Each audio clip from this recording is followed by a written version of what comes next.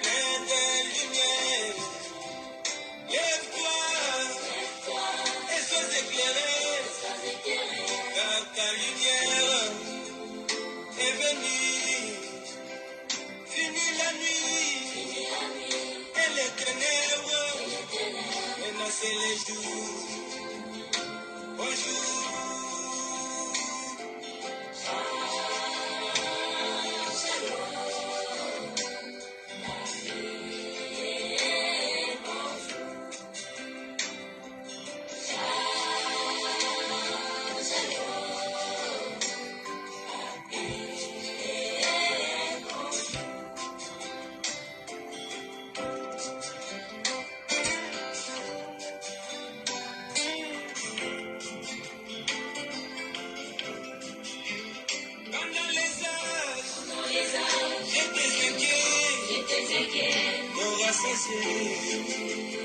Je peux pas seul.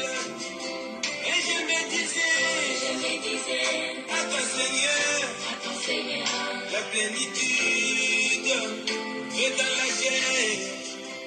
Mais quand j'ai vu, c'est parfait. Maintenant, oui, je peux partir.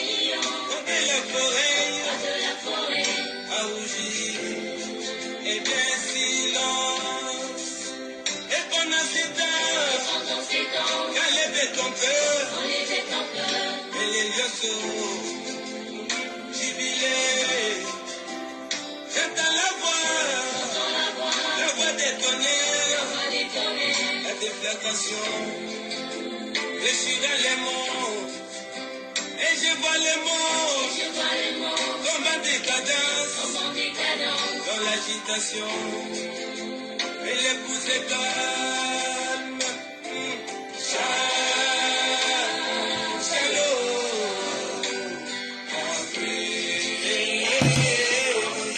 Bonsoir bien-aimés.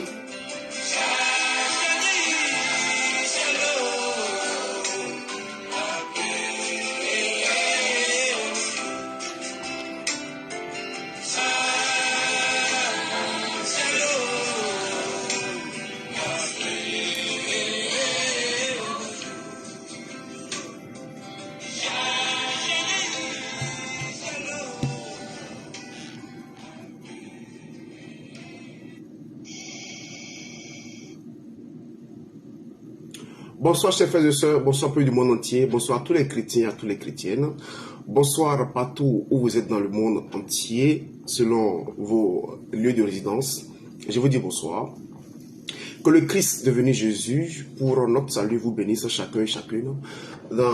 Je suis très heureux encore aujourd'hui d'être avec vous pour un moment d'exhortation, du partage des Écritures, afin que ensemble, chers frères et sœurs, nous puissions grandir dans la foi, afin que nous puissions mener une vie digne de l'Évangile.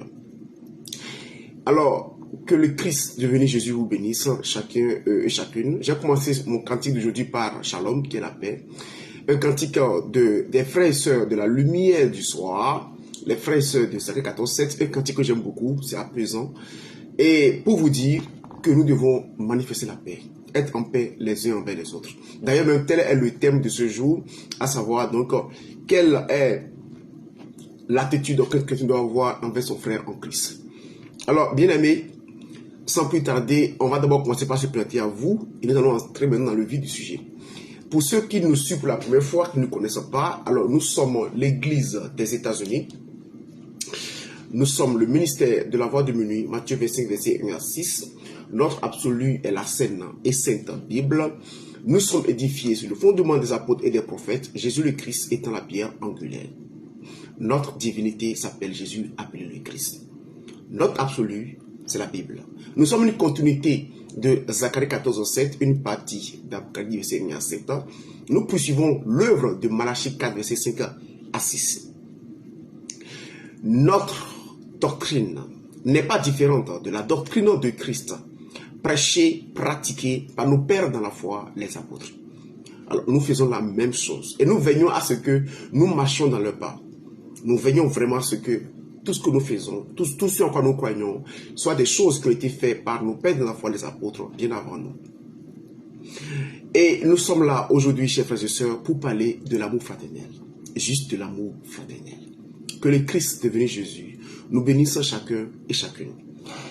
Moi qui vous parle, pour ceux qui ne me connaissent pas, je suis le frère Paul du MBM et je suis l'instrument de notre Dieu, le Seigneur Jésus appelé le Christ, ici aux États-Unis.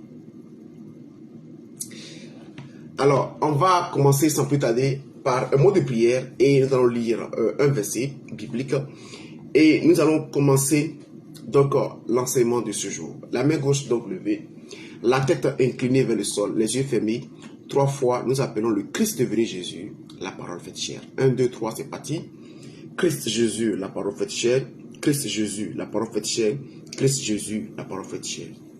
Ensemble, nous répétons, Seigneur Christ Jésus, toi qui es le Dieu suprême, créateur de toutes choses, y compris le mal, nous, tes enfants, nous voici réunis encore ce jour en ta présence pour pouvoir écouter ta sainte parole, pour pouvoir nous laisser pénétrer par ta parole, afin que celle-ci nous lave, nous purifie et nous amène à vivre selon ta volonté parfaite et positive.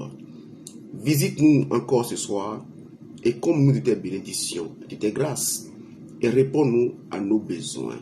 Car nous sommes ta maison et toi, tu es le Christ qui habite en nous.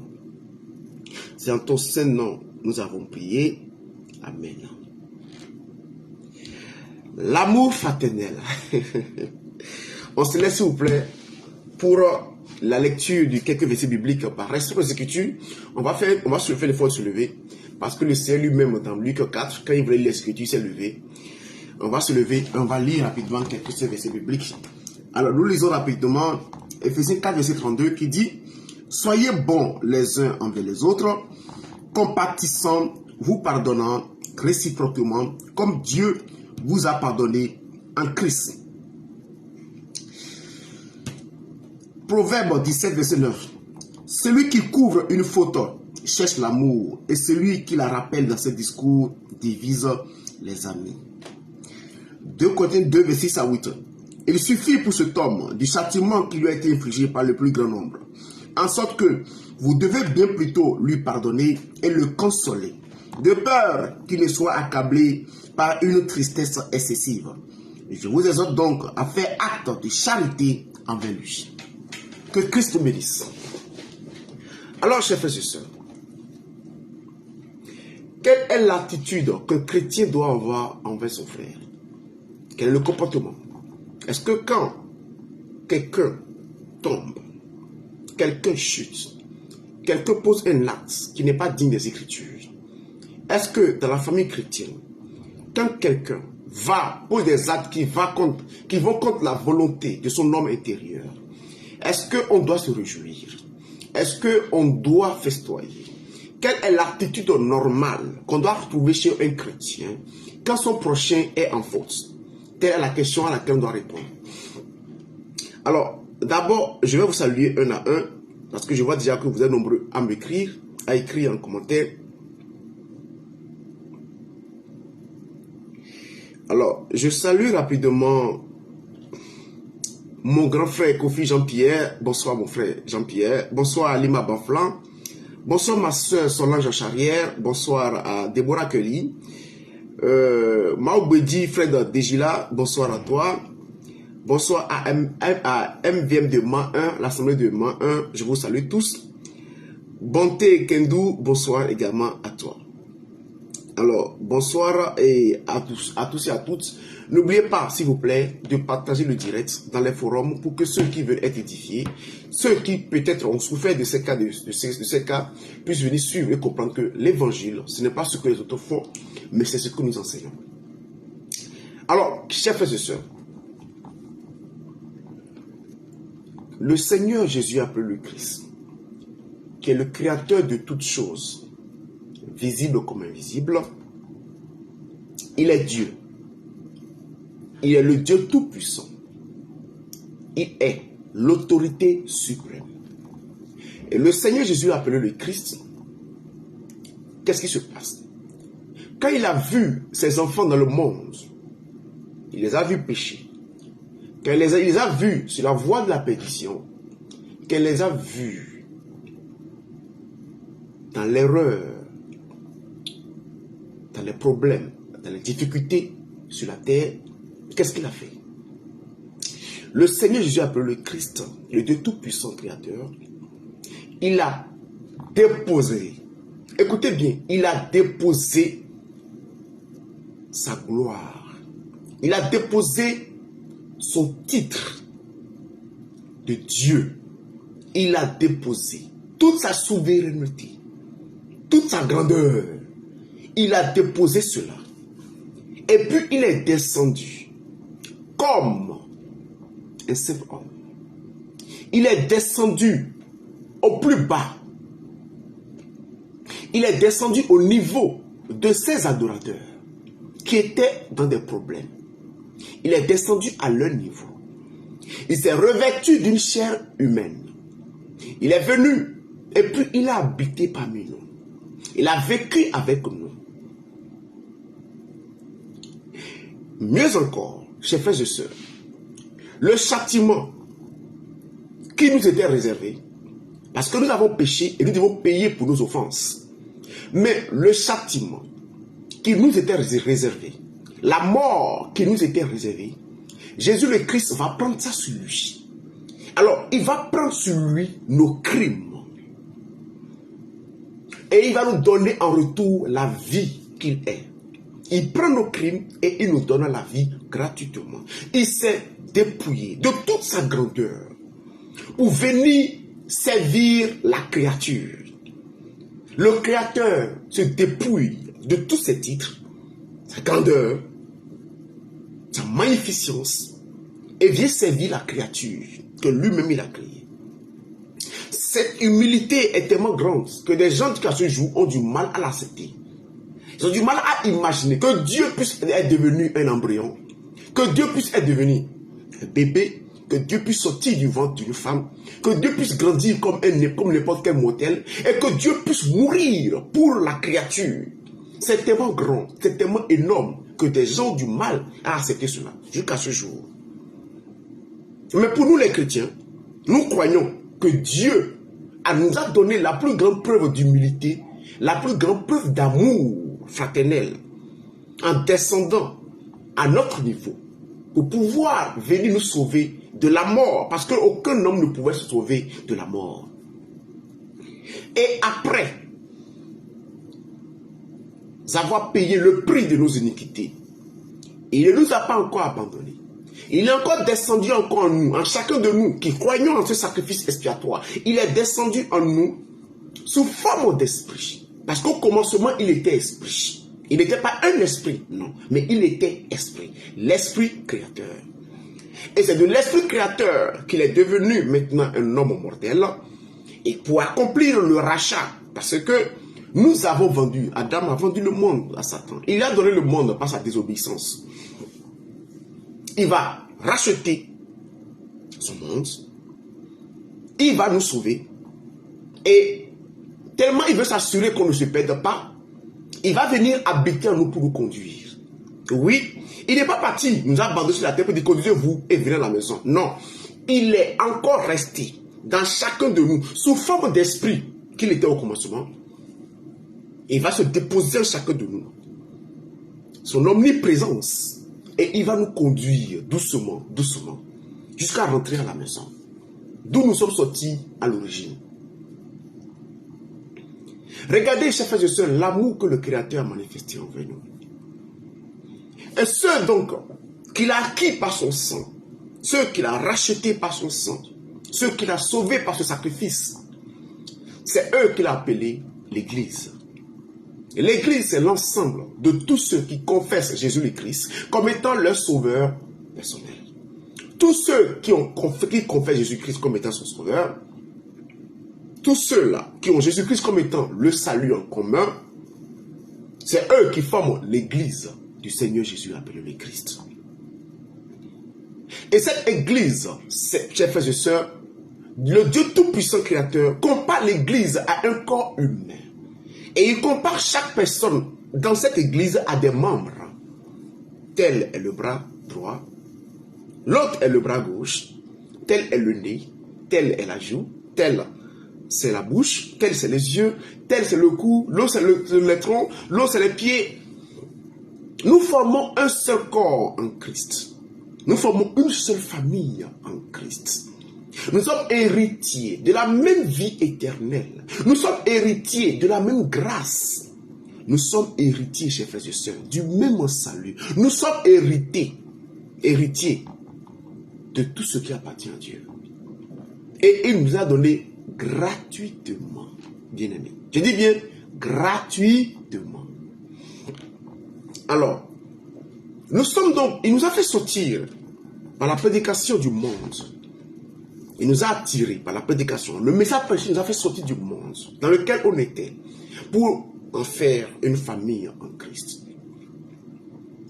Et nous nous appelons précieux frères, non, frères précieux, sœurs précieuses, frères précieux, sœurs précieuses. Parce qu'on est précieux les uns pour les autres. Nous sommes précieux les uns pour les autres parce que le Christ est en chacun de nous. Et si le Christ est en toi, tu es précieux pour moi. Je suis précieux pour toi. Et donc nous formons une famille. Et dans une famille, bien aimé, il y a toujours des problèmes. Dans une famille, bien aimé, il y a des personnes qui se conduisent bien, et puis il y en a qui se conduisent mal. Il y en a qui se conduisent très bien. Il y en a qui se conduisent très mal. Et dans une famille, nous avons un père. Et le Père est là, et nous sommes les enfants. Dans Matthieu 23, verset 8 à 9, Jésus-Christ a dit, n'appelez personne sur la terre votre Père, car un seul est le Père, vous êtes tous son frère. Donc il est le Père, nous sommes des frères. Donc en nous doit régner une certaine fraternité. Et dans cette fraternité, nous devons tout le temps manifester l'amour. Parce que notre Père, le Seigneur Jésus le Christ, lui-même, il est amour. Et par conséquent, il ne peut pas concevoir que nous qui nous vantons d'être ses enfants, nous puissions manifester autre chose que l'amour. Dans 1 Jean 3, verset 18, il pouvait dire, petit enfant, n'aimons pas en parole et avec la langue, mais en action et avec vérité. N'aimons pas en parole avec la langue. Il ne faut pas seulement dire j'aime mon frère, j'aime ma soeur. Il ne faut pas seulement l'appeler du bout des lèvres, précieux frère ou bien précieux sœur, ou mieux encore pour un bon langage, sœur précieuse, frère précieux. Il ne faut pas le dire du bout des lèvres. Parce que quand tu appelles quelqu'un sœur précieuse, c'est un langage d'amour en fait. Alors ce n'est pas une appellation, c'est un langage d'amour. Sœur qui m'est précieuse. Frère qui m'est précieux. Il y a l'amour qui nous lie. Et le plus grand exemple d'amour que le Christ nous a donné, c'est sa mort à la croix. Dans Jean 15, verset 9, 12 à 13 au verset 17, il dit, comme mon Père m'a aimé, moi aussi je vous ai aimé. Demeurez dans mon amour. Ceci est mon commandement, que vous vous aimiez les uns les autres, comme je vous ai aimé. Il n'y a pas de plus grand amour que de donner sa vie pour ses amis. Ce que je vous commande, c'est de vous aimer les uns les autres. De vous aimer les uns les autres. L'amour. Dans Matthieu 18, verset 2 à 6, le grand-mère béni pouvait dire, Jésus faisant venir un petit enfant, le plaça au milieu d'eux et lui dit, je vous le dis en vérité, si vous ne vous changez de façon à devenir comme les petits enfants, vous n'entrerez pas dans le royaume des cieux. Celui donc qui se fera humble comme ce petit enfant est le plus grand dans le royaume des cieux. Et celui qui reçoit à mon nom un petit enfant comme celui-ci, c'est moi qui le reçois. Mais celui qui scandalisera un de ces petits qui croient en moi, il vaudra mieux pour lui qu'on lui attacha au cou la meule qu'un âne tourne et qu'on le précipita au fond de la mer.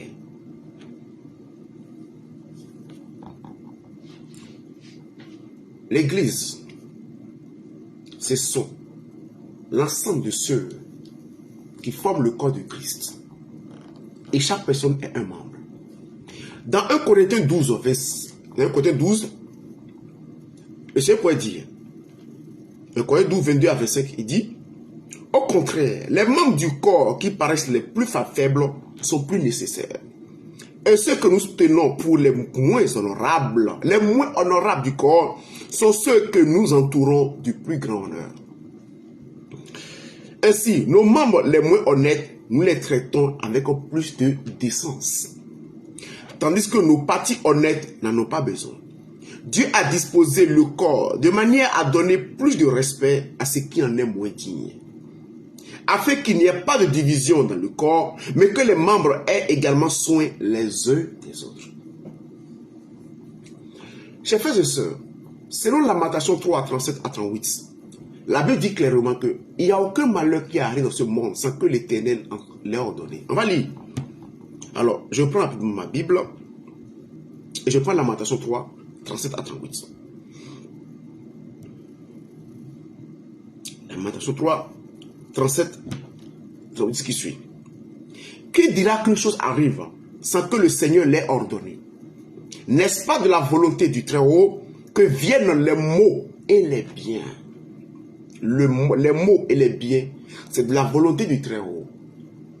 Alors, chers frères et sœurs, lisons encore un autre verset. On va s'arrêter là. Nous allons également prendre Amos 3, verset 6. Amos 3, c'est ce qui suit. Sans le ton de la trompette, dans une ville, sans que le peuple soit dans l'épouvante, arrive-t-il un malheur dans une ville sans que l'Éternel en soit l'auteur? Arrive-t-il un malheur sans que l'Éternel en soit l'auteur? Donc c'est l'auteur de tout mal sur la terre. Ce n'est pas Satan. Satan n'est qu'un exécutant. Satan, il n'est qu'un exécutant. D'accord? L'auteur de toutes choses qui nous arrivent sur cette terre, que ce soit en bien comme en mal, c'est l'Éternel. C'est lui qui ordonne le mal. Il ordonne le mal et Satan ne fait qu'exécuter. Satan est sous les ordres de Dieu. Je prends le cas de Job. Tout ce qui est arrivé à Job, c'est l'Éternel qui a donné l'ordre à Satan d'aller le faire. Sinon, il n'allait rien faire. Satan ne fait rien sans l'accord de Christ. Il ne fait absolument rien sans l'accord de Christ. Si ça ne tenait qu'à Satan, Satan allait tuer Job. Il dit ne le tue pas. Fais ce que tu veux de lui, mais ne le tue pas. Ne le tue pas. Quand Akab devait mourir, qui a donné qu'Akab meure? Il dit je veux qu'Akab meure. Mais qui va s'en charger pour moi? Et c'est un esprit qui dit je m'en occupe. Je serai un faux prophète qui je vais le mentir au travers de 400 prophètes. Il va les écouter et puis il va les obéir et puis il va mourir. Mais à la base, qui avait ordonné cela, qui voulait sa mort, c'est l'Éternel. Alors, bien aimé, tout ce qui nous arrive, écoutez, tout ce qui arrive à un frère, tout ce qui arrive à une sœur, c'est l'Éternel qui l'ordonne. Mais il ordonne pour un but que tu ne connais pas, que je ne connais pas. Nous allons limiter au fait. Notre frère ou notre soeur qui est dans le malheur, notre frère ou notre soeur qui a des difficultés. Alors, je prends le cas d'un frère, je prends le cas d'un instrument. Un instrument est allé en mission. Le prédicateur, il est allé en mission quelque part. Peut-être que l'instrument en question avait femme et enfant. Donc, il avait une vie. Et il avait une activité. Il avait des habitudes. Il a tout abandonné. Et puis, il est allé en mission. Abandonnant derrière lui femme et enfant. Et puis, il est allé en mission. Arrivé en mission, il est allé seul. Pourquoi? Normalement, il devait aller avec sa femme. Et ses enfants, c'est possible d'ailleurs. Mais malheureusement, l'agent n'ayant pas assez d'argent pour pouvoir dire, bon, on va t'entretenir. Et toi, et ton épouse et tes enfants, vas-y seul. Peut-être qu'après, elle va te rejoindre. Donc, l'instrument est allé en mission seul. Peut-être même encore que c'est un jeune assurant, un jeune de 22 ans, 19 ans, 21 ans, 25 ans. Donc, viril, bien viril, qui est parti servir le Seigneur sur un terrain. Il va là-bas 1 an, 2 ans, 3 ans. Il est là, il y a que plein. Enfin, on n'a pas de cours. Alors, on n'apprend pas qu'il a commis une bêtise. Il n'a rien fait du tout. Alors, au bout de la 4e année, vers la fin de la 4e année, on apprend que cet instrument qui est parti en mission, il est tombé. Autrement dit, dans cette faiblesse humaine, il a couché, d'accord, avec une sœur. Ou bien, il a couché avec une païenne. Donc, ça, c'est une faute grave qu'il a commise là. Mais ce n'est pas une faute qu'il a commise la première année, encore moins la 2e année. Donc, on comprend par là que cet instrument, il a eu de la retenue. Il a fait des efforts pour pouvoir mener une vie digne de l'évangile. Il a fait des efforts. Il a résisté à beaucoup de tentations. Pour ceux qui sont mariés, il faut comprendre ce que je dis. Il avait une activité, excusez-moi le terme, il avait une activité sexuelle avant d'aller en mission. Il a fait 1 an, il s'est retenu. 2 ans, il s'est retenu. 3 ans, il s'est retenu. Et peut-être même c'est la 4e année, même peut-être vers la fin de la 2e année, ça dépend de la capacité de chacun. Alors, il va commettre la faute, à savoir, sa chair finalement va prendre le dessus sur lui. Satan va le tenter. Et puis, il va tomber. Alors, quand une telle personne qui fait des efforts pour pouvoir mener une vie digne de l'évangile, qui se sacrifie jour et nuit pour la cause du Christ, qui va en mission et qui en revient, qui va en évangélisation qui en revient, qui souffre, quand une telle personne tombe, est-ce que nous devons avoir pour attitude de le vilipender, et de le lapider? Est-ce que l'attitude d'un chrétien dans ce cas de figure doit être d'aller se réunir avec d'autres personnes pour se moquer de ce frère qui est tombé après des années de lutte, des années de continence? Est-ce que c'est l'attitude qu'on devrait avoir? La réponse est évidemment non. La réponse est évidemment non. Alors quand ton frère tombe, il tombe, il ne faut pas te réjouir de son malheur. Parce que quand tu te réjouis du malheur d'un chrétien, tu montres clairement que tu n'es pas un enfant du Père, mais que toi tu es un démon. Parce que l'autre qui tombe là, il tombe parce que c'est l'Éternel qui l'a ordonné. Et de sa chute, alors tu ne sais pas à quoi est destinée cette chute-là. Cette erreur qu'il a commise, tu ne sais pas pourquoi cela est fait. Pourquoi Dieu l'a ordonné. Dieu peut ordonner le malheur. Il peut ordonner le malheur. Il peut ordonner l'épreuve afin de nous donner un caractère. Parce que l'épreuve forge le caractère. C'est ce que dit la Sainte Bible. Dieu, il ordonne parfois l'épreuve. Que ses enfants soient éprouvés. Et en termes d'épreuve, il n'est pas dit que les épreuves seulement c'est la fin et qu'on sort. Non, bien aimé. Hein? Pas du tout. L'épreuve forge le caractère. Peut-être que ce frère ou cette soeur, pour ce frère d'abord, il est appelé à de grandes responsabilités demain. Et il fallait d'abord qu'il passe par ces petites épreuves-là pour savoir désormais comment se tenir demain. Écoutez bien, nous quittons le monde avec des habitudes. Alors, ne quittons pas le monde parfait. Ne quittons pas le monde. Quand nous venons à Christ et nous prenons le baptême, et nous prenons l'engagement de naître de nouveau, l'engagement de manifester la nouvelle création, l'engagement de mener une vie conforme à la sainte doctrine du Seigneur Jésus le Christ. Quand nous quittons le monde, ne quittons pas le monde parfait. Nous quittons le monde avec nos imperfections. Nous quittons le monde avec les mauvaises habitudes. Rappelez-vous, nous vivions dans le monde avec les fils de la rébellion et nous avons hérité, dans passé le temps, à les copier dans leurs mauvaises habitudes. Alors nous venons en Christ avec de mauvaises habitudes, avec un langage qui n'a rien à voir avec l'évangile. Et c'est au fil du temps que selon Jean 15, verset 3, selon Jean 17, verset 17, que la parole nous sanctifie, nous purifie et nous débarrasse de toutes ces saletés que nous avons eues avant. Alors, mais quand tu viens en Christ et qu'un frère, il tombe, frère, mon frère, ma soeur, alors ton réflexe ne doit pas de te moquer de lui. Tu ne peux pas te moquer de ton frère qui est tombé, ni de ta soeur qui est dans l'erreur. Tu ne peux pas te moquer, ce n'est pas chrétien. D'abord, tu ne peux pas te moquer, pourquoi? Première chose d'abord, il a eu le courage, il a eu la grâce d'abord de venir à cet évangile. D'autres sont dans le monde, ils vivent cette vie-là et ils n'ont de problème avec personne. Lui ou elle, il a quitté, il dit non, cette vie, je ne me plais pas. Je ne veux plus vivre de cette vie. Donc par conséquent, je veux mener une vie digne de l'évangile. Alors il abandonne ça. Il quitte, il ne se complaît pas dans cette mauvaise vie. Alors il vient à Christ pour mener une autre vie, une nouvelle vie, une meilleure vie. Et quand il vient, il fait des efforts pour pouvoir avoir une vie conforme à cet évangile. Parce que l'autre vie du monde ne lui plaît pas.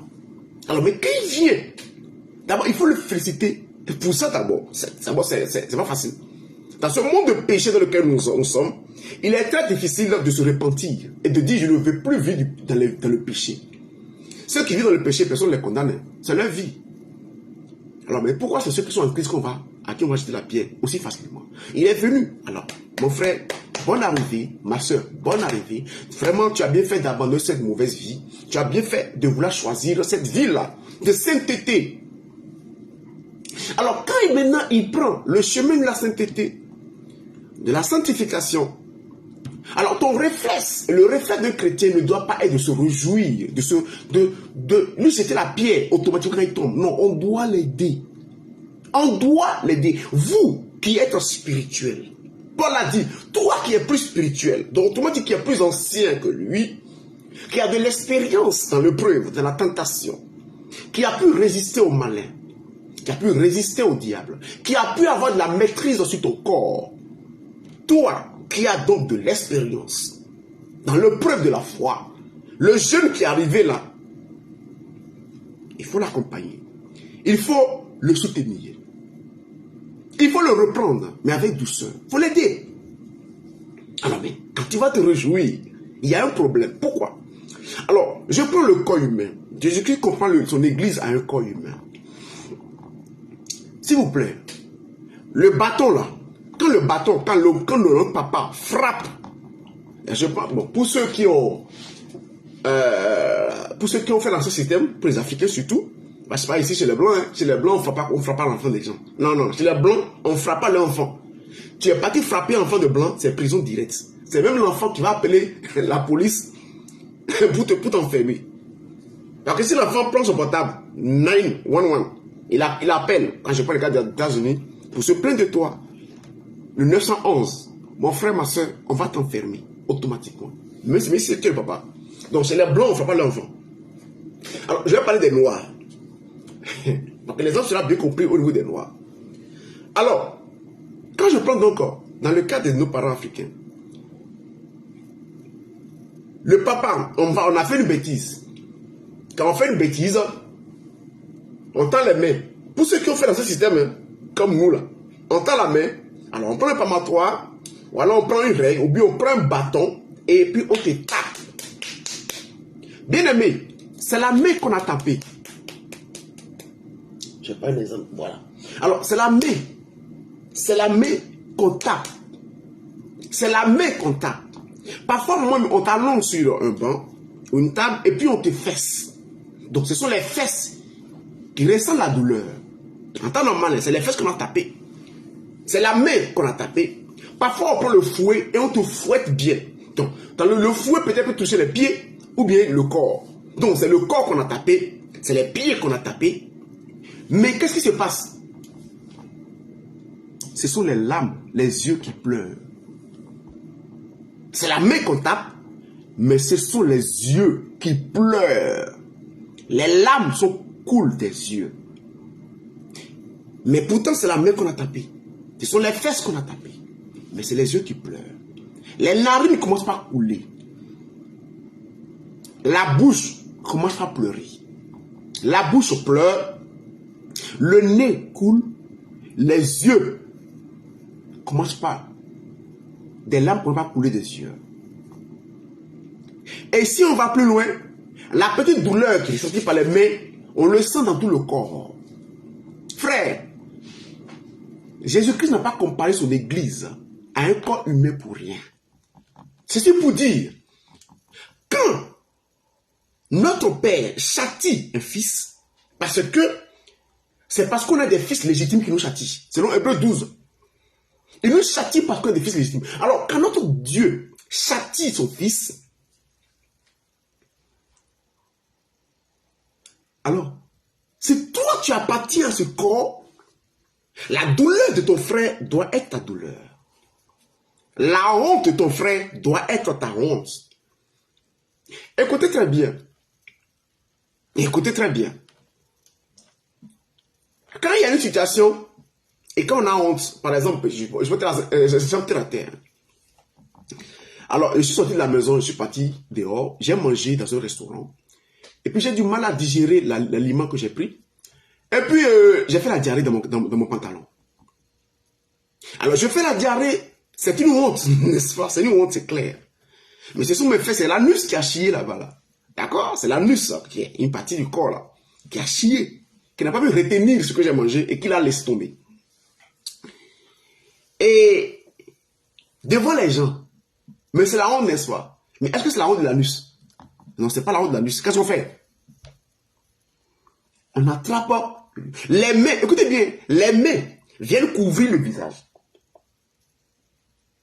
Les mains des membres du corps viennent couvrir le visage. Donc les yeux, le nez, la bouche, viennent couvrir le visage de honte. Parce que ce que l'anus a fait est une honte pour tout le corps. Donc on cache le visage. Parce qu'on a honte. Parce qu'on a honte. Alors, bien aimé, je suis un footballeur. Je suis un footballeur. Je prends le cas de Lionel Messi. Alors, Lionel Messi a un pied gauche magique. Et son pied gauche magique, il marque beaucoup de buts, il dribble, il fait des choses extraordinaires. C'est le pied gauche qui fait les choses.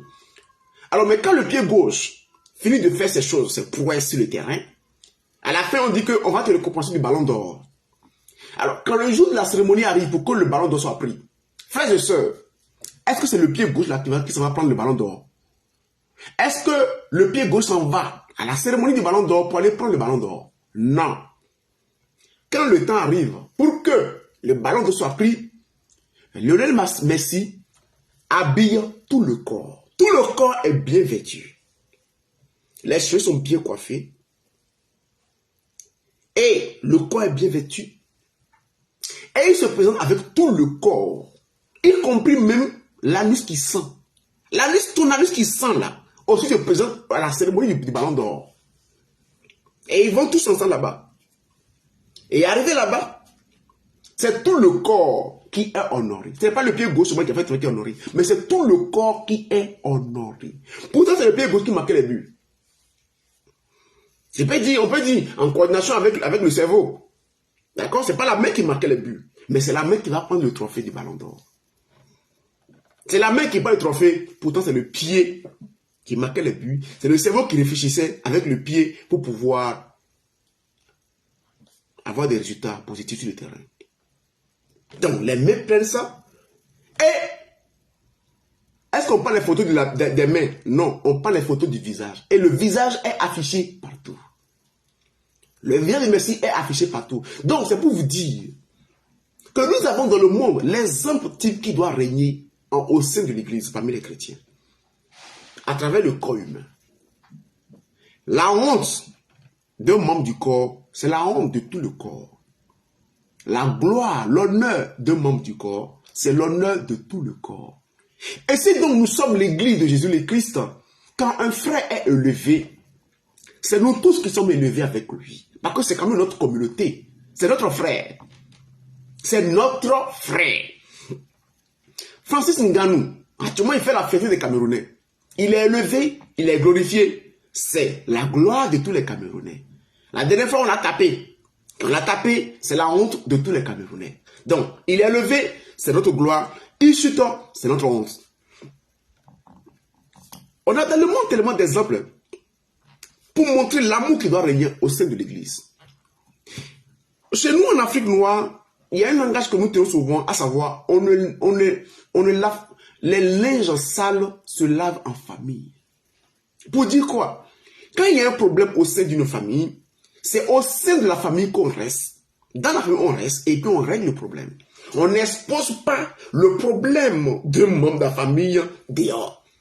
Quand on parle de linge sale, c'est pas toute la famille qui a des linges, non. C'est un frère, peut-être, qui a des linges sales, qui a de sales comportements. Mais c'est en famille qu'on règle ça. On n'expose pas ça dehors. Non, on les règle en famille. On les tait en famille.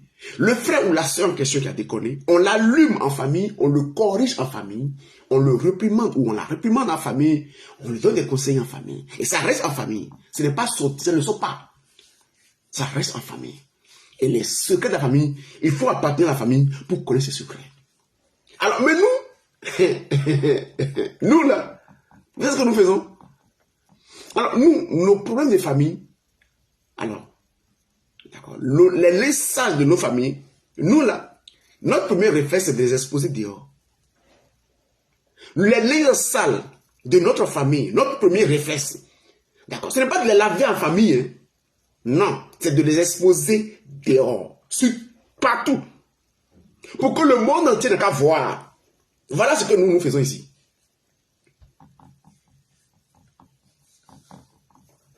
Voilà. Alors, notre réflexe d'exposer dehors nos linges sales. Quand un frère commet une faute, notre réflexe, c'est de l'exposer automatiquement. Et automatiquement, vous allez voir des clans qui vont se former. Des associations de papatos qui vont se former. Des gens qui aiment le Congo, ça, qui vont se former. Ils vont se réunir dans les maquis, dans les maisons. Quand nous prenons les assemblées, quand on dit à la pause, par exemple, il y a un truc spécial, à la pause, c'est la pause, c'est pas pause de repos, hein. C'est pas pause de méditation, c'est pause de commérage, c'est pause de Congossa, c'est pause de papatouillage. C'est à cette pause-là que des gens vont se réunir maintenant là pour parler mal de leurs frères, pour parler mal de leurs sœurs, pour se moquer de leurs frères, pour se moquer de leurs sœurs, pour commenter la vie de leurs frères, pour commenter. On dit pause. Et il y en a carrément, quand ils viennent au culte là, ils n'aiment pas s'asseoir dans le lieu de prière, ils aiment s'asseoir dehors. Ne pensez pas que c'est pour autre chose, c'est pour parler mal des gens. Ils vont se réunir dehors, sous les paillotes. D'accord? Ils vont rester loin de la salle.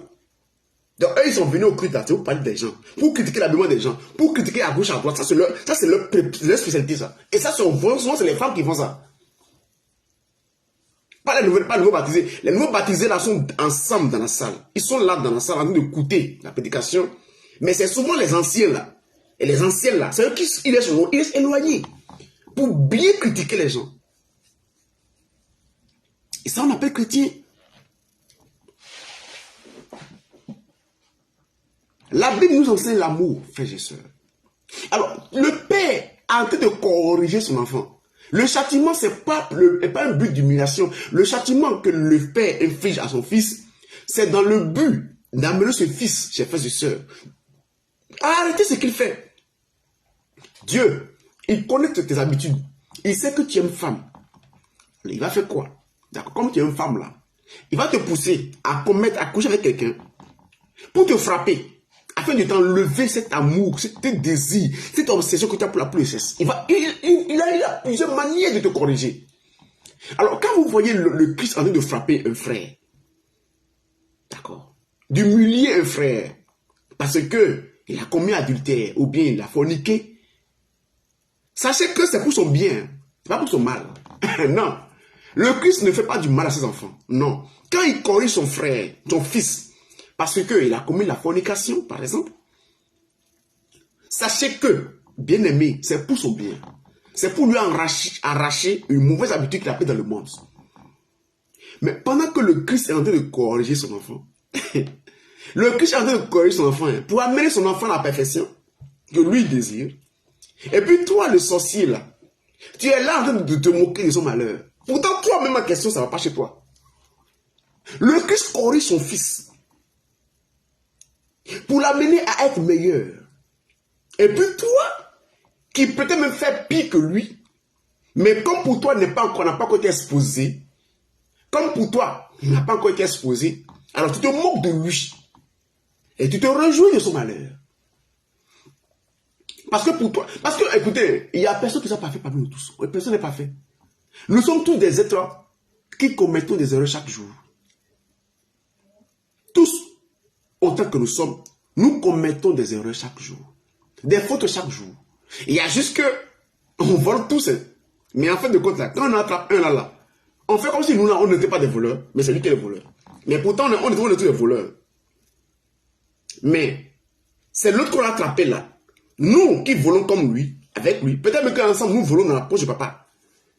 Et on a attrapé quelqu'un, parmi nous, les voleurs là. Le papa nous a chicoté, et puis nous, les autres voleurs, on est en train de se réjouir. Pourtant, c'est pourquoi on le frappe là-bas là. Toi, mais tu fais la chose. Tu es conscient que c'est pourquoi on a frappé l'autre frère.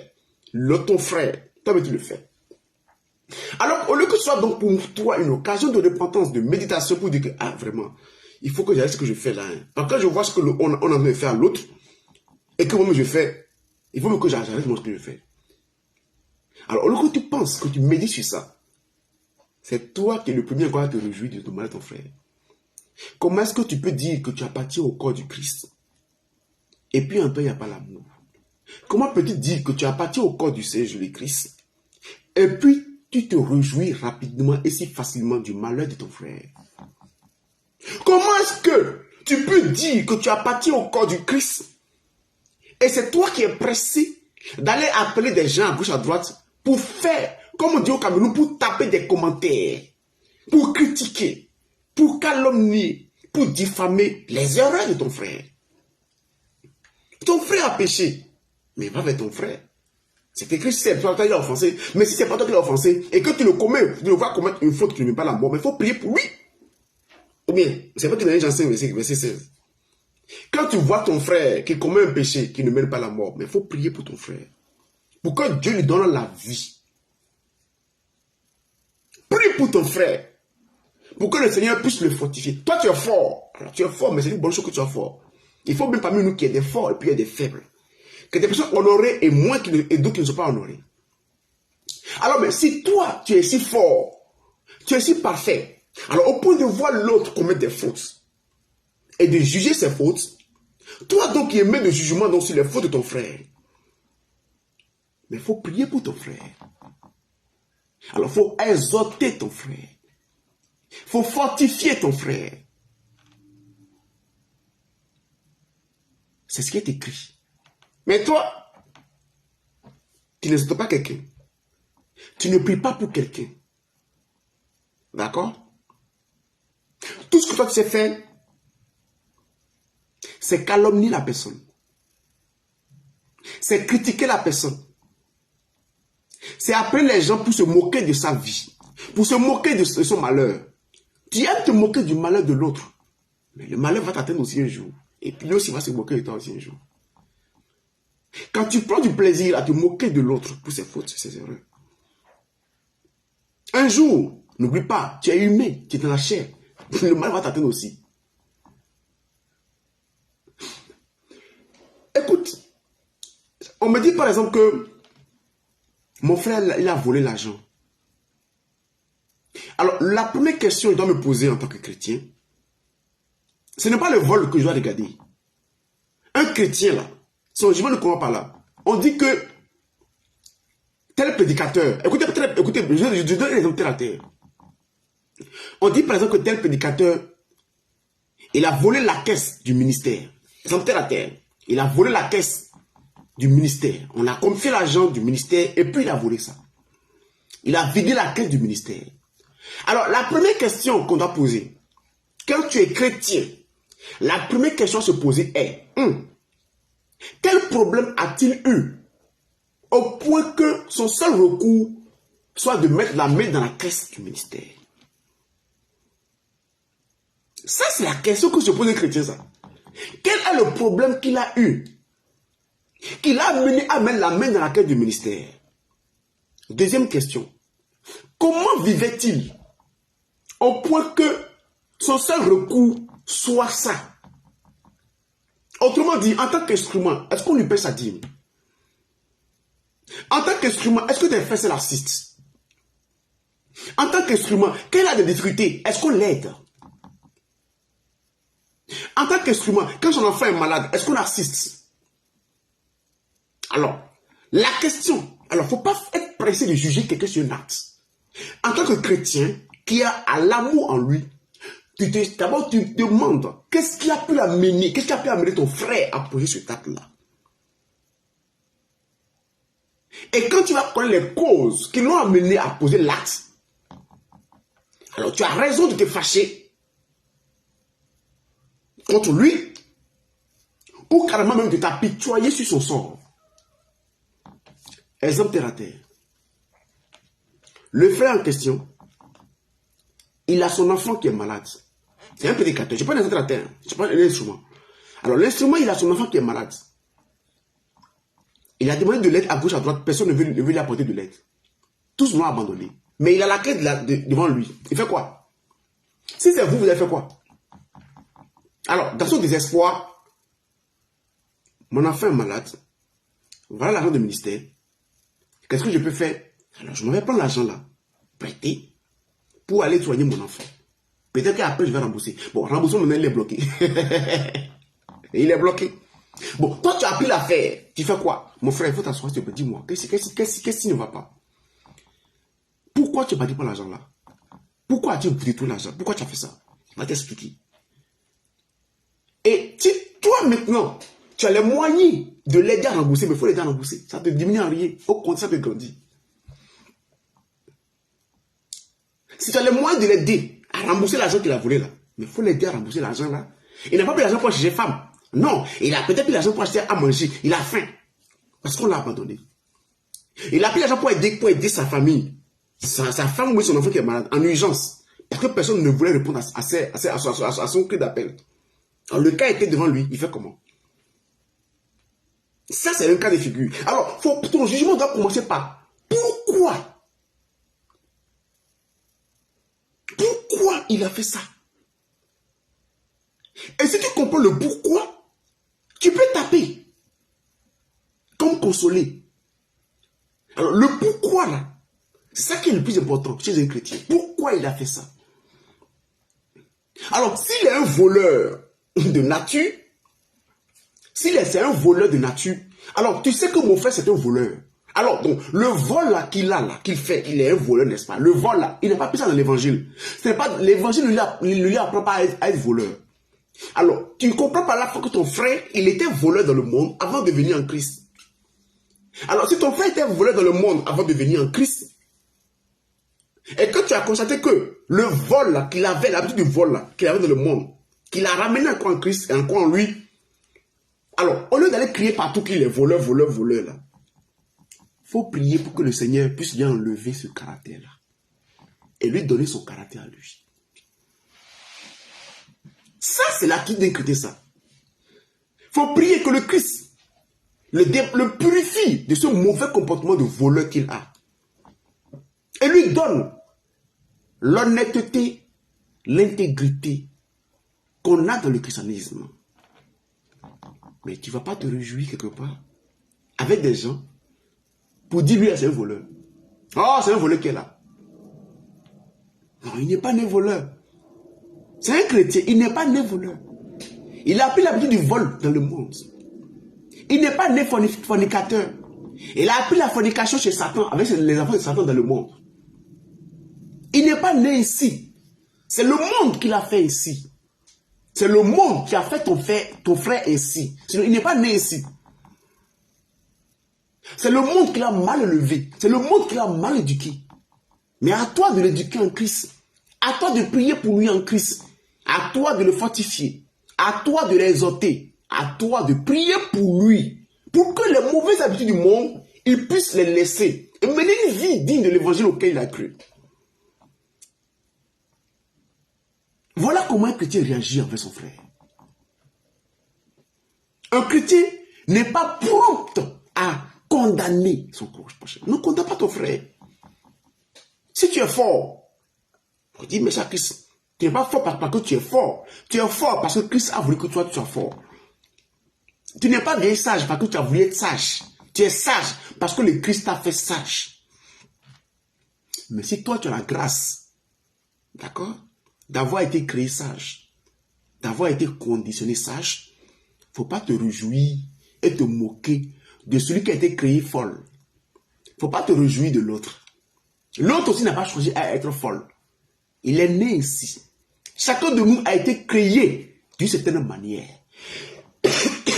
Si toi, pour toi est bon et que tu es élevé, ne te moque pas de celui qui est abaissé. Parce que ce n'est pas toi-même qui t'es élevé. C'est l'Éternel qui élève et qui abaisse qui il veut. Si tu es élevé, ne méprise pas celui qui est en bas de toi. C'est lui qui est le même qui t'a élevé là. C'est le même qui a mis l'autre ancien en bas. Ne te moque pas de ton frère. Si Christ t'a honoré, ne te moque pas de celui qui n'est pas honoré. Tu n'es pas honoré parce que tu es fort. Tu n'es pas honoré parce que tu es sage. Tu n'es pas honoré parce que tu es intelligent. Tu es honoré par plus grâce. Et si le Christ t'a fait la grâce d'être honoré, ne te moque pas de celui qui n'est pas honoré. Si Christ t'a fait la grâce d'être riche, tu n'es pas riche parce que tu as des muscles chez l'argent. Tu as des pieds pour coucher l'argent. Non, tu es riche. Il y a des gens qui font plus que toi, mais qui n'ont pas le cas de ce que toi tu as. Il y a des gens qui travaillent comme des chameaux, qui travaillent comme des chevaux, mais ils n'ont pas le tiers, pour ne pas dire le 1 centième de ce que toi tu possèdes. Pourtant, ils fournissent plus d'efforts que toi. Alors là où toi tu es, la position sociale que tu atteins, le rang social que tu occupes, l'argent, tes caisses qui sont bien garnies, bien riches. Alors, ne dis pas que tu l'as obtenu à la sueur de ton front parce que tu es plus intelligent, tu es plus sage, plus travailleur que quelqu'un. Non, il faut arrêter ça. Tu as cet argent, cette position sociale, parce que le Seigneur a voulu te mettre à cette position sociale. Alors, quand le Seigneur te met à cette position sociale et te comble de richesse et de gloire, c'est pour les partager avec ceux qui sont en bas. Et non pas pour leur montrer que tu es riche. Calme-toi et descends. Sinon, le même qui élève, c'est le même qui abaisse. Faut pas, il va t'abaisser pour te donner une bonne leçon. Faut pas, il va t'abaisser pour te donner une bonne leçon. Si le Seigneur a ordonné que tu aies une vie de sanctification, mon frère, faut te réjouir d'abord pour toi. Si le Seigneur a ordonné que tu aies une vie de sanctification, réjouis-toi pour toi. La vie de sanctification que tu mènes là, c'est pas parce que tu comprends les Écritures que quelqu'un. Non, faut te calmer. Ce n'est pas parce que tu connais la Bible plus que quelqu'un que toi tu crains Dieu quelqu'un. Non. La vie de sanctification que tu mènes là, c'est le Seigneur qui l'a ordonné. C'est lui qui l'a mis dans ton cœur. Parce qu'il a mis de quoi? Le vouloir et le faire vient de Dieu. Donc il a mis le vouloir et le faire en toi pour pouvoir mener la vie digne de lui. C'est ta grâce. Alors si le Seigneur t'a donné cette grâce-là, il ne faut pas te moquer de celui en qui il n'a pas mis le même vouloir et le même faire. Parce que s'il avait mis le même vouloir et le même faire en nous tous, personne n'allait juger son prochain. Si le vouloir et le faire, il a mis en nous tous la même manière, personne n'allait avoir de regard critique sur son prochain. Mais c'est parce que dans sa souveraineté, il y en a ceux à qui il a donné le vouloir et le faire, de poser des actes positifs, et puis il y a ceux à qui il a donné le vouloir et le faire, de poser des actes négatifs. Alors donc toi-même, toi donc qui es élevé, qui a la grâce, ne te moque pas de celui qui n'a pas la grâce.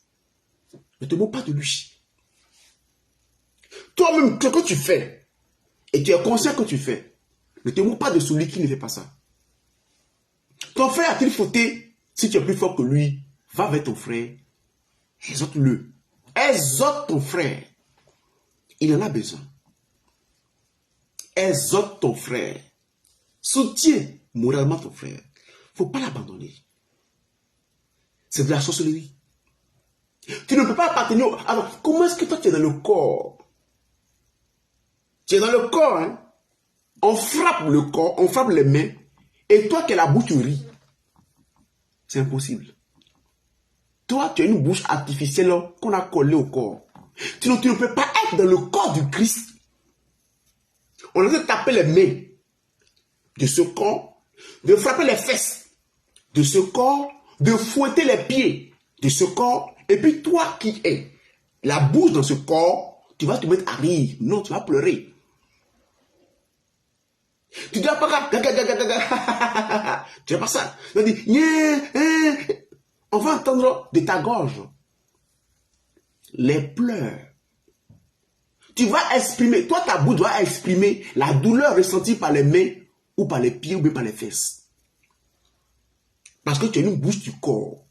Si tu es vraiment dans le corps, mon frère, ma soeur, tes yeux doivent pleurer. Ils doivent exprimer à l'extérieur la douleur que sont les mains, les fesses, ou les pieds ou le corps, qui sont fouettés, chicotés.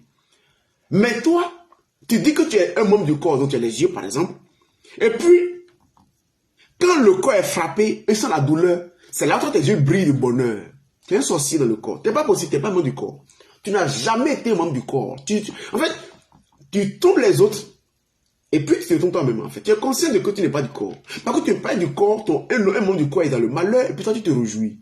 Non, c'est pas possible. Tu ne peux pas être dans le corps et puis ton frère est en faute. Et puis toi, au lieu d'aller consoler ton frère, tu es en train de te réjouir. Prenons le cas des enfants. Dieu nous compare des enfants, n'est-ce pas? Les enfants là, quand un papa frappe un enfant, qu'est-ce que les autres enfants font? Ils vont vers lui pour le consoler, vrai ou faux?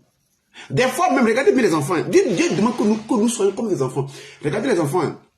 Parfois même quand tu en es de frapper, quand le papa en est de frapper un enfant, puis l'autre en est soufflé à côté, l'autre pour rien continue à pleurer. Quand un enfant voit son papa en est de frapper, il se met à pleurer autrement à côté. Pourquoi il pleure? Parce qu'on en est frapper son frère.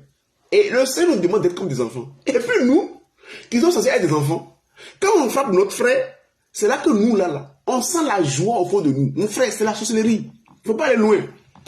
Alors, tous les sorciers ne volent pas la nuit. Non. Tous les sorciers ne volent pas la nuit. D'accord? Et puis, l'autre est dans le malheur. Toi, tu te réjouis au fond. En fait, tu es un sorcier. Ah, tu es un sorcier. Il n'y a rien de chrétien en toi. Il n'y a pas Christ en toi. Il n'y a pas Christ en toi. Tu peux te mentir comme tu veux, mais il n'y a pas Christ en toi. Parce que l'autre souffre, tu te réjouis. L'autre est dans le malheur, puis toi tu es content. L'autre est éprouvé. Éprouvé. Oh, c'est que le prix, c'est pour fragir son caractère. L'autre est éprouvé, et puis toi tu danses ici. Tu n'es pas un chrétien. Tu caches toi tes fautes. Et puis, ce sont les fautes de l'autre que tu prends pour les faire des commérages, des débats, des causeries, dans les maquis, les buvettes, partout tu passes là. Ta bouche, ce n'est jamais pour exposer tes problèmes. Alors tu ne dis pas jamais, mes frères et sœurs, vraiment, j'ai commis des fautes, j'ai fait des erreurs, j'ai fait ça, priez pour moi. Toi, quand tu réunis les gens là, c'est pas pour leur dire ça. Non. Quand toi tu réunis les gens là, c'est pour cacher toi tes fautes. Et c'est pour mettre d'autres plus l'autre à la table. On n'a qu'à en parler maintenant. Et pour toi dans ton cœur, là. Tes fautes sont dans ton cœur là. Alors tu ne les exposes pas pour demander de la prière, du soutien spirituel, non. Tu les caches. Tu sais que tu en as honte, comme tu as honte de ce que tu fais. D'accord? Tu les caches. Et puis c'est pour l'autre maintenant que tu prends du plaisir à exposer sur la table. Et puis tu appelles les gens maintenant à en débattre, à en discuter. Et puis chacun met ce commentaire. Frère, tu es un sorcier. Tu es un sorcier même, tu n'es pas un chrétien. Il n'y a rien de chrétien en toi. Un communiqué sort sur un frère pour dire qu'il y a tel frère qui a fait telle chose. Mais alors, si le frère est vraiment coupable des faits qu'ils ont reprochés, toi en tant que chrétien, ton attitude ne devrait pas être de te réjouir de ce frère qui a été dénoncé par un communiqué. Non, c'est d'appeler ton frère. T'appelles ton frère. Allô mon frère, je viens d'apprendre que tu as fait telle chose. Ah mon frère, qu'est-ce qui t'est arrivé? Dis-moi, qu'est-ce qui s'est passé?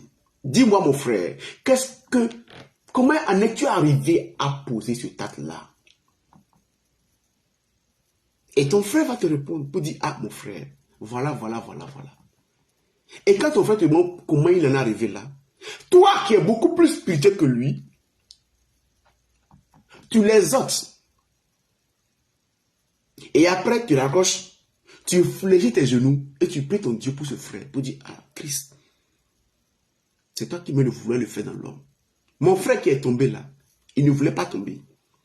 Il n'a pas voulu tomber. Il n'a pas voulu faire cette erreur-là. Non, il ne voulait pas vraiment le faire. Il ne voulait pas le faire.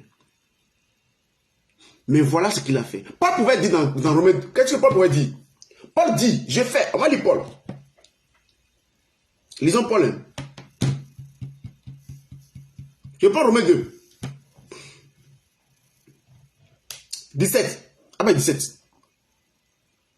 Non, pardon, Romains 7, pardon, c'est pas Romains 2, Romains 7. Voilà.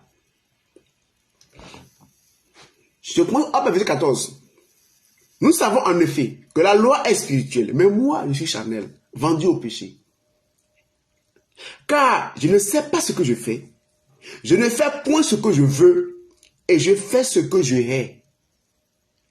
Or, si je fais ce que je ne veux pas, je reconnais par là que la loi est bonne. Et maintenant, ce n'est plus moi qui le fais, c'est le péché qui habite en moi. Ce qui est bon, je le sais, n'habite pas en moi. C'est-à-dire dans ma chair. J'ai la volonté, mais non le pouvoir de faire le bien. Car je ne fais pas le bien que je veux, et je fais le mal que je ne veux pas. C'est Paul qui parle. Hein? Paul, il parle là. Je ne fais pas le bien que je veux, et je fais le mal que je déteste. Alors, tu sais que ton frère n'a pas voulu faire ça là. Si on pouvait lui donner le temps, la chance si on pouvait remonter le temps, alors il allait corriger cette faute qu'il a commise, cette erreur qu'il a commise dans le temps. Mais il a déjà posé là, il ne peut pas venir te rattraper, c'est déjà trop tard.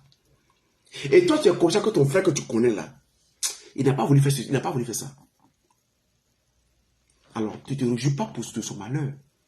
Alors, tu vas fléchir genoux et tu pries pour que Dieu puisse le fortifier. D'abord, et après que Dieu puisse le changer. Mais, tu sais que nous sommes tous des êtres, des marionnettes de la main de Dieu. Ton frère a commis une faute, tu te réjouis. Et toi qui te réjouis de lui, es-tu infaillible pour ne pas commettre les mêmes fautes demain? Tu n'es pas infaillible. Ne vous réjouissez pas aussi vite du malheur d'un prédicateur. Ne vous réjouissez pas aussi vite du malheur d'un instrument en mission. Vous ne savez pas les épreuves auxquelles il fait face chaque jour. Vous ne savez pas le nombre de victoires face à Satan qu'il a pu remporter. Vous ne savez rien de ses souffrances sur le terrain. Alors, ne soyez pas pressé de lui jeter la pierre. Ne soyez pas pressé de jeter la pierre à un instrument en mission. Calmez-vous.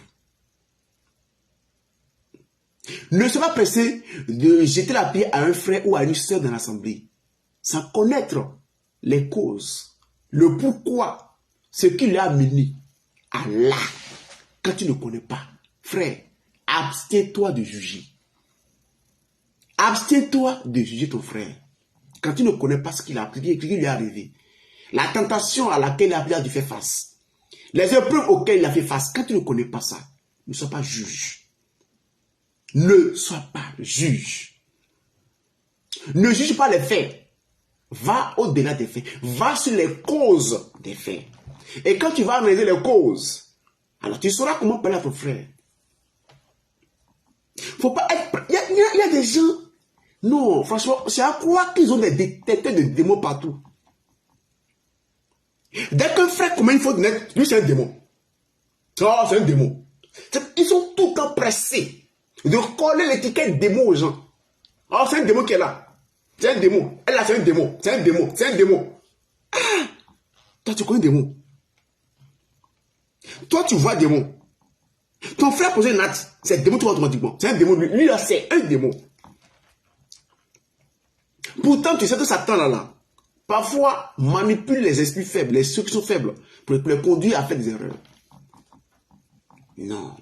Sois pas pressé d'accuser quelqu'un de démon. Sois pas pressé de dire que ton frère est un démon. Tu ne connais pas la cause. Parfois, il y a des frères, il y a des sœurs. Et il y a des frères et sœurs qui sont sous l'emprise des esprits maléfiques dans leur vie. Alors, je vais prendre le cas d'une sœur. On dit, ah, cette sœur-là, vraiment, elle aime chercher les garçons. Elle aime faire ceci. Alors, mais tu ne connais pas l'esprit qui le fatigue. Tu n'en as aucune idée. Alors, tu ne sais pas l'esprit. Peut-être que ce frère, ou bien cette sœur, on a déposé en lui un esprit de prostitution, de débauche. Alors, tu n'en sais rien. Et tant que le démon de prostitution sera dans cette sœur, elle va poser des actes de prostitution. Toi, tu vas voir les actes et dire que non, ça c'est un démon qui est là. Celle-là, on ne lui parle, écoute pas. Or, pourtant, cette sœur que tu vois, c'est un esprit qui est derrière, qui l'amène à faire ça. Alors, toi, tu juges l'acte, mais tu ne juges pas Satan qui est derrière l'acte. Tu juges l'acte, mais tu ne juges pas Satan, le démon, les esprits qui sont derrière l'acte qui a été posé par ton frère.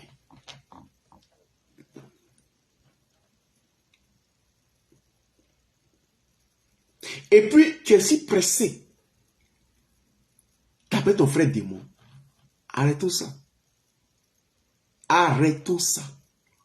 Arrêtons de coller l'étiquette démon à n'importe qui, à tout bout de champ. Ce n'est pas ce qui est écrit. La Bible n'a pas dit, quand tu vois ton frère commettre un péché, il faut l'appeler démon. Ce n'est pas écrit. La Bible n'a pas dit, quand tu vois ton frère tomber, il faut se moquer de lui, rire, se te réjouir et l'insulter. Pour dépouiller dessus. Ce n'est pas écrit. La Bible dit, quand tu vois ton frère qui est plus faible que toi, il faut le fortifier. Il faut l'exhorter. Il faut prier pour lui. Ça, c'est ce qui est écrit. Ton frère commet une faute, demande-toi pourquoi qu'est-ce qu'il a mené. Et quand tu as les moyens de l'aider, il faut l'aider. Au mieux encore, si tu peux porter son fardeau, porte son fardeau. Exemple terre à terre. On dit par exemple que ton frère par exemple, il a volé par exemple 100 000 à une soeur. Le frère a volé 100 000 à une soeur. Alors, on suppose peut-être qu'il a volé 100 000 là. J'ai un exemple que je donne. C'est pas que c'est bon non plus. Alors, il a volé 100 000 francs parce qu'il n'avait pas de quoi payer le loyer. Le propriétaire voulait le mettre dehors, lui et ses enfants. Alors, il est parti voler les 100 000 francs à la sœur afin de pouvoir payer la maison du propriétaire. Ça, c'est la solution, c'est l'inspiration que Satan lui a donnée. C'est l'inspiration que Satan lui a donnée.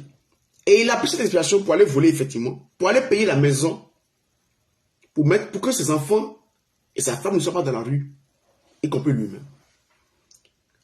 Alors, tu as appris donc ainsi, donc la chose se plaint de ce que ce frère lui a volé son argent. Alors, qu'elle doit être ton attitude, toi? Alors, tu vas avec ton frère. Mon frère peut se dire, moi, j'aurais appris que tu as volé l'argent de telle soeur. Frère, pourquoi tu as fait ça à ton frère, à ta soeur? Faut pas dire, comme il a volé, c'est un démon. Non, faut te calmer. Faut te calmer. Comme tu as pris le fait de vol, oh, c'est un démon qui est là. Non, faut te calmer, mon frère. Tu as appris qu'il a volé, n'est-ce pas? Va avec ton frère. Ah, mon frère, j'ai appris que tu as volé l'argent de tes soeurs. Et puis, moi, on parle. Mais mon frère, qu'est-ce qui s'est passé? Maintenant, quand il te pleure, maintenant, regarde maintenant ce frère qui pleure pour dire frère. Il va te dire frère. Voilà le propriétaire qui veut mettre la honte sur moi. Ma femme, mes enfants, il a menacé de nous jeter dehors parce qu'on n'a pas payé le loyer. J'ai 3 mois d'arriéré. Et le propriétaire veut me jeter dehors. Ton frère n'a pas d'activité. Ton frère n'a même pas de quoi donner à manger à sa famille. Voilà la chose que j'ai trouvée pour pouvoir régler le problème là. Je ne connais que ce que j'ai fait mauvais, mais c'est pas ce que j'ai pu faire. Quand tu apprends ça là, et que toi tu as 1 million dans ta poche, tu fais quoi? Il dit, mon frère, ce que tu as fait à la soeur là, ça ne se fait pas en tant que chrétien. Un chrétien ne fait pas ça. Tu peux demander l'argent à ta soeur, elle va te donner ça.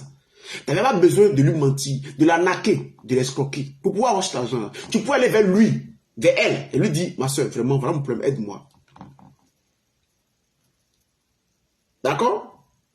Voilà comment se conduit les chrétiens. Par rapport aux 100 000 que tu as volé, tiens, mon frère, va retourner l'argent là à ta soeur. Va retourner l'argent là à ta soeur. Là, mon frère, ma soeur, tu viens de manifester un comportement de chrétien. C'est ce que Jésus a fait. Jésus là, chaque jour nous péchons, chaque jour son sang est appliqué sur nos péchés. Chaque jour nous péchons, chaque jour il efface, chaque jour il porte, chaque jour, des bêtises sur des bêtises nous faisons chaque jour. Lui, il les porte chaque fois sur lui. Pourquoi nous les chrétiens ne pourrons pas porter le fardeau de l'un comme de l'autre? Si le Père nous donne l'exemple de l'amour en portant le fardeau, pourquoi nous les chrétiens ne pouvons pas porter le fardeau de notre frère ou de notre soeur? Alors, quel Jésus est en toi? Quel Christ est en toi? Et toi, au lieu de porter le fardeau de ton frère, ton réflexe c'est de le condamner. Il y a des gens même dans cet évangile qui ont des positions importantes. Peut-être qu'ils sont proches du leader.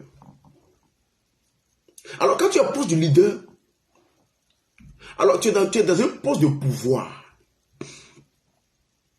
Tu es à un niveau que les autres n'ont pas atteint. Alors, quand tu as ce niveau-là, le pouvoir que tu as, l'autorité que tu as, tu le mets au service des faibles. Quand des situations viennent vers toi, ton réflexe doit être de défendre les personnes, pas d'aller les condamner aussitôt. Non, on peut condamner là, c'est une personne qui récidive. Là, c'est autre chose. Mais ton frère a tombé une fois, il faut le reprendre en amour fraternel. Il faut le reprendre comme le demande l'amour fraternel. Et quand tu peux couvrir sa faute, tu le couvres. Et tu l'aides à sortir de là, sans l'exposer. Si tu veux plaider pour lui, mais tu plaides pour ton frère, c'est l'amour chrétien qui demande cela. Là, tu plaides pour lui. Tu prends ta position et tu défends la cause de ton frère. Tu plaides pour lui, pour que, si on peut l'épargner de châtiment, tu lui fais épargner. C'est l'amour qui le demande. Si le châtiment est déjà tombé sur lui et que le père est fâché, tu vas vers le père pour plaider pour ta soeur ou pour ton frère. C'est ça l'amour chrétien. Hein? Tu prends ta position auprès du leader pour défendre ton frère, ou bien pour défendre ta soeur. Pas pour le justifier, mais parfois pour appeler, pour plaider. Tu mets tes genoux à terre en faveur de ton frère ou en faveur de ta soeur. Ça, c'est en cela que ton élévation profite aux autres. Mais si toi, ton élévation, là, tu es là-bas, là, quand il y a un dossier qui vient vers toi, toi, son travail consiste maintenant là, à y mettre de feu. C'est bien. Disons, alors, voilà le cas qui est venu devant toi. Et toi, ton réflexe, c'est de déposer dessus. Tu déposes d'autres charges, ça ne te suffit pas. Tu prends quand tu déposes, alors tu déposes. Alors toi, tu ne fais que accabler davantage les personnes qui ont des problèmes, des difficultés. Tu n'es pas un chrétien, mon frère. Tu n'as rien de chrétien. Quand ton frère vient à des problèmes, en tant que chrétien, tu défends, tu protèges, tu couvres et surtout, tu plaides. Quand tu as une position avantageuse pour ton frère. Mais quand ta position, c'est pour incriminer, c'est pour condamner, c'est pour vilipender, c'est pour détruire. Tu n'es pas un chrétien. Il ne faut pas te leurrer. Non, tu te leurres. Tu te convaincs que tu es chrétien, mais tu n'es pas un chrétien. Même ton âme et ton esprit te confessent chaque matin que tu n'es pas chrétien. Ton esprit, ton âme te dit matin, que mon frère, il ne faut pas te blaguer ici. Tu n'es pas chrétien. Il faut faire ta comédie dehors là-bas. Là. Mais en nous ici, là, on sait qui tu es. Tu n'es pas chrétien. Voilà. Tu n'es pas chrétien. Parce que le chrétien qui a Christ en lui, Christ ne fait pas ça à ses frères. Christ apporte les fardeaux de ses enfants. Alors tu ne peux pas prétendre avoir Christ en toi. Et puis toi, au lieu de porter des fardeaux, c'est toi qui en rajoutes. C'est pas possible. Tu n'es pas chrétien. Christ ne calomnie pas ses enfants. Christ ne vilipende pas ses enfants. Christ ne fait pas de la diffamation pour ses enfants. Christ, là, même quand il parle des fardeaux de ses enfants, il se tait. Et il va plaider. Alors quand toi tu prends ta position, c'est pour aller vilipender, c'est pour faire le contraire de ce que Christ fait. Mon frère, l'esprit qui est en toi là, c'est l'esprit de l'antichrist. Ce n'est pas l'esprit de Christ. Il ne faut pas te mentir. Il ne faut pas te mentir. Il ne faut pas faire la comédie aux gens dehors là-bas. Tu fais de la comédie. Mais au fond, tu sais que tu es. Tu n'as pas de la compassion. Alors, tu n'as pas de la compassion pour un frère. Tu n'as pas de la pitié pour un frère ou pour une soeur. Toi, ce que tu as, c'est la moquerie, la haine, la jalousie. C'est que tout ce que toi tu sais faire, c'est détruire les autres. Détruire les gens autour de toi. D'accord? Condamner avec empressement les gens. Vilipender les gens. Se réunir avec les gens pour te réjouir du malheur des autres. Alors, mais tu n'es pas un chrétien, tu n'as pas l'esprit Christ en toi. Tu as l'esprit de l'antichrist. Frères et sœurs, le chrétien, c'est l'épaule. Son épaule là, c'est pour son frère. Le chrétien, ses genoux, c'est pour son frère. Quand son frère a des problèmes, son épaule est là pour le soutenir. Quand son frère a des problèmes, sa poche est là pour le soutenir quand il a les moyens. Quand son frère a des difficultés spirituelles, ses genoux sont là pour pouvoir prier le même Père en faveur de son frère. Ça, c'est le chrétien. L'antichrist, quand son frère a des problèmes, il est le premier à appeler les papatos ministériels pour venir se moquer et rire. Il est le premier à rajouter même. Ce que l'autre n'a même pas fait, il va inventer pour te foutre dessus. C'est un sorcier qui est là, c'est un démon qui est là. Il se moque, mais c'est un démon. Celui qui a l'esprit de l'antichrist, quand son frère a des problèmes, il se réjouit. Quand son frère a un fardeau, lui, il ne porte pas le fardeau de quelqu'un. Lui, là, il se va ajouter fardeau sur fardeau des gens. Ça, c'est l'esprit de l'antichrist. Le Christ porte des fardeaux. Mais l'antichrist, lui, il ajoute des fardeaux. Lui ne porte pas. Il dépose sur toi encore davantage. Pour que toi, tu puisses enfoncer et tout la terre. C'est l'antichrist qui fait ça. Le chrétien, quand son frère a de la difficulté, il vient à son secours. L'antichrist, dans un corps humain, quand son frère a des difficultés, c'est maintenant lui qui vient enfoncer. Le chrétien, quand il voit son frère commettre une faute qui ne met pas la mort, il prie pour lui, pour qu'il ait la vie. Mais l'antichrist, dans un corps humain, quand il voit son frère commettre une faute qui ne met pas la mort, il s'en va réunir les gens dans les maquis, les bars, et autres, les assemblées, pour pouvoir se moquer de sa vie, pour pouvoir commenter sa faute, pour pouvoir se réjouir de son malheur. Le chrétien, quand il voit son frère, sur lui, on soit un communiqué, qu'il expose. Le chrétien, il appelle son frère, il soutient moralement son frère, il exhorte son frère et il prie pour son frère, pour son rétablissement. L'antichrist, quand il voit son frère, ce qu'il a communiqué, ce qu'il va faire automatiquement là, c'est prier jour et nuit pour que lui ne soit plus jamais relevé. Il n'a qu'à rester comme ça pour toujours, jusqu'à l'enlèvement. Ça, c'est l'antichrist, ça. C'est pas un chrétien, ça. C'est l'antichrist dans un corps humain, ça. L'antichrist dans un corps humain, quand il voit son frère tomber, il ne prie pas pour son relèvement. Non. L'antichrist dans un corps humain, il prie pour qu'il n'a qu'à rester. Mais faut même pas qu'il va se lever. Non. Il n'a qu'à être sous terre maintenant. Parce que tomber est petit pour lui. Il faut qu'on l'enterre.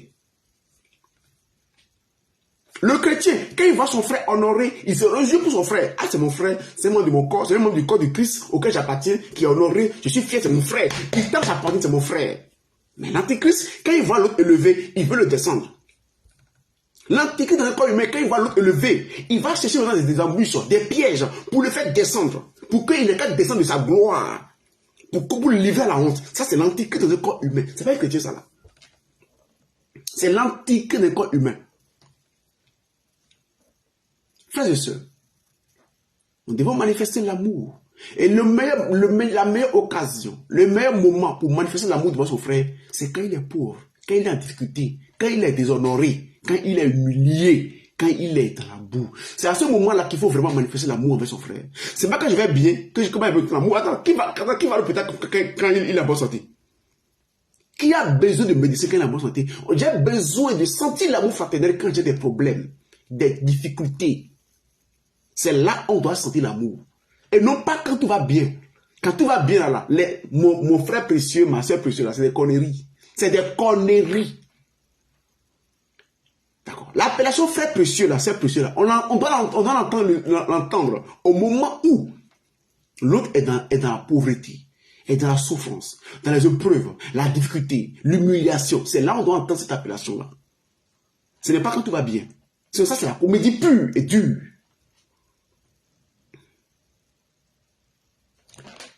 Que le Christ nous donne cet amour-là, qui nous aide à le manifester les uns envers les autres, à ne plus nous réjouir d'un instrument qui est en faute, à ne plus faire des commentaires désobligeants sur une personne qui est sur un communiqué, mais plutôt à le soutenir, à l'appeler, à l'exhorter.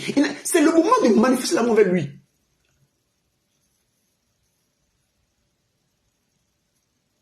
De l'exhorter, de le soutenir. C'est pas quand le communication on est content. Mais toi, tu es un sorcier. Mais tu es un sorcier. Tu es un sorcier. Tu ne manges pas chez la nuit, mais tu es un sorcier.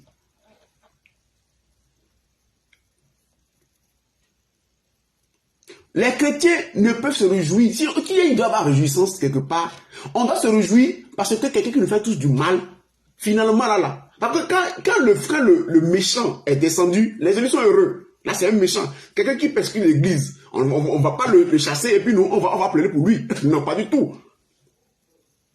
Mais il t'est arrivé. Le jeune a du zèle. Un jeune, il a du zèle. S'il a du zèle, il faut s'approuver, il s'est éprouvé. Le jeune, il a du zèle pour Christ. Il a du zèle pour Christ. Et Satan, voyant le zèle du jeune, dérange Satan. Satan va le prouver, le faire tomber. Et puis, ton cœur est content. Toi, tu es un sorcier. Le jeune a du zèle pour Christ. Mais s'il est zélé là, le zèle qu'il a, les épreuves qu'il a sont proportionnels au zèle qu'il a. Satan ne... Toi, par exemple, là, toi qui es là maintenant, là, Satan ne te calcule pas parce qu'il n'y a aucun zèle en toi. Tu ne le déranges en rien. Alors, tu ne déranges Satan en rien parce qu'il n'y a aucun zèle en toi. Tu n'es pas une menace pour son royaume. Mais l'autre là-bas, là, le frère, il est généreux. Son argent qu'il met dans l'église là, c'est ça qui amène les gens à l'élévation. Donc Satan, il dit que c'est toi qui donnes l'argent, non. Je viens pour toi. C'est toi qui finance les évaluations, non. Je viens pour toi. Alors il va le prouver parce qu'il a du zèle à aider les gens autour de lui. Alors Satan veut décourager les gens. Lui, il a les deux d'exhortation pour aller les encourager. Mais c'est lui maintenant pour Satan. Satan veut avoir les gens sous son emprise. Mais voilà, lui, il est sans zélé pour aller en évaluation. C'est lui qui a le micro en main, qui pêche par-ci par-là. Mais il a du zèle. Mais celui qui est zélé sera éprouvé. Et Satan va le fatiguer. Alors, quand tu vois Satan en train de fatiguer ton frère ou ta soeur, il faut savoir qu'il y a en lui de la valeur. Il faut savoir que lui, là, il est une menace pour son royaume. Alors, quand tu vois que Satan s'attaque à telle personne, mon frère, il faut le soutenir, il faut l'encourager, il faut l'exhorter. C'est ça, mon frère. Mais quand Satan attaque la personne, et que toi, maintenant, tu ris, tu demandes par là que tu es le fils légitime et légal, avec acte de naissance de Satan. Oui, tu es le fils légitime et légal de Satan. C'est pourquoi le frère qui est zélé, qui est tombé là, son malheur te réjouit. La soeur qui a l'argent, qui finance l'assemblée là, comme son commerce a chuté net là, tu es content. Tu montres par là que l'esprit qui est en toi là, c'est le même esprit qui est en train de le fatiguer dehors. C'est le même esprit qui t'anime. L'esprit de l'antichrist. Satan ne s'attaque qu'aux gens qui ont de la valeur, qui sont des menaces dans son royaume, et non pas des plaisanteries inutiles. Là. Des gens hypocrites. Satan ne s'attaque pas aux hypocrites. Il n'en a rien à faire. Il connaît qui tu es. C'est pourquoi il ne te dérange pas toi. Mais s'il a dérangé l'autre là, c'est qu'il a de la valeur, de l'importance. Va vers lui et soutiens-le. Exhorte-le. Fortifie-le. Il ne faut pas te réjouir de son malheur. Tu te réjouis. Tu fais des commentaires et consort. Tu te démontres par là que toi, tu n'es pas différent de l'esprit qui est dans le monde et qui fatigue le Fils de Dieu dans son monde. Que le Christ, bienvenu Jésus, nous bénisse tous et toutes. S'il y a des questions, veuillez les poser. J'en ai encore pour 10 minutes et j'y répondrai. Que le Christ nous bénisse.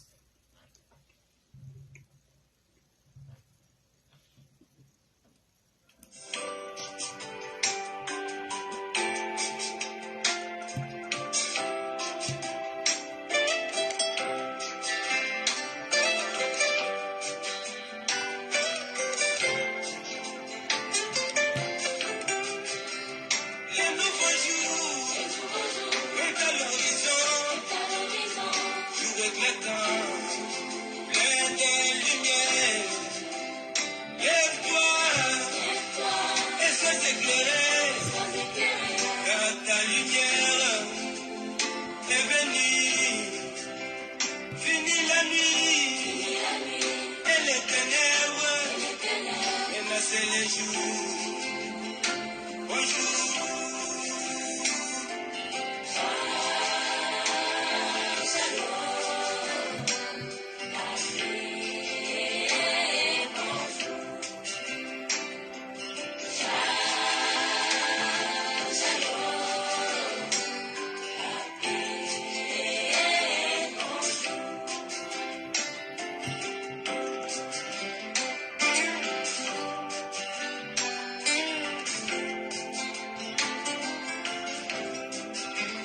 Pendant les âges,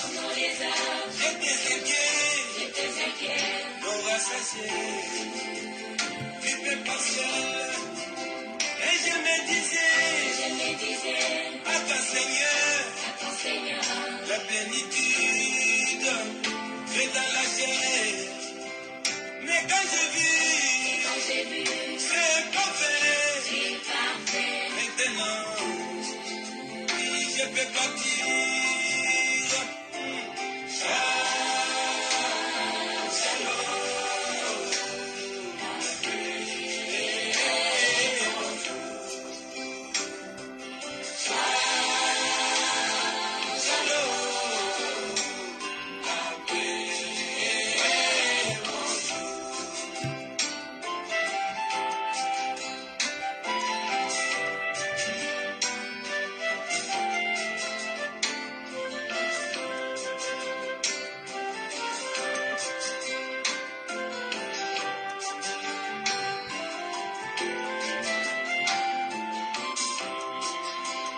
La pluie brillante, étoile du matin, à intervalles, c'est annoncé la venue du grand soleil, saluant les jours, disant bonjour, et dans les cieux, et sur la terre, devant les saints, disant shalom.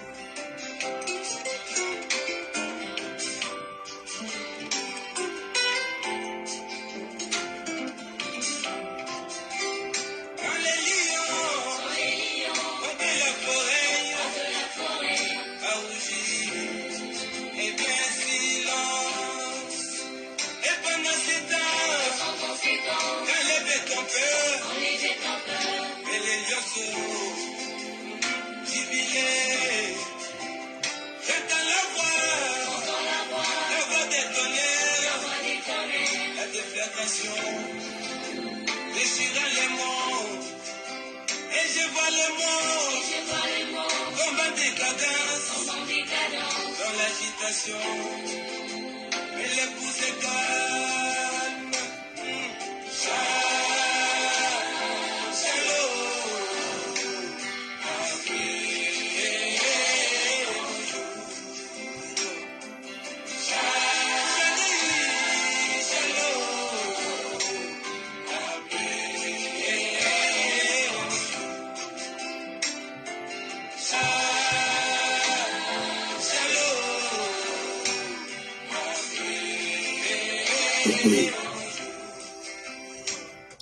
Alors, j'ai pas de questions. Je dis, mais c'est notre Christ qui nous exhorte tous et toutes.